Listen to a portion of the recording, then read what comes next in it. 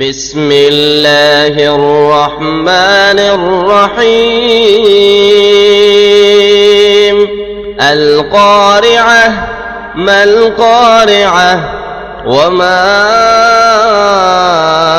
أدراك ما القارعة؟ يوم يكون الناس كالفراش المبثوث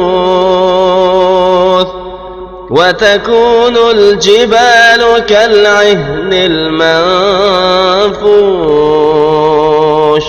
فأما من ثقلت موازينه فهو في عيشة راضية.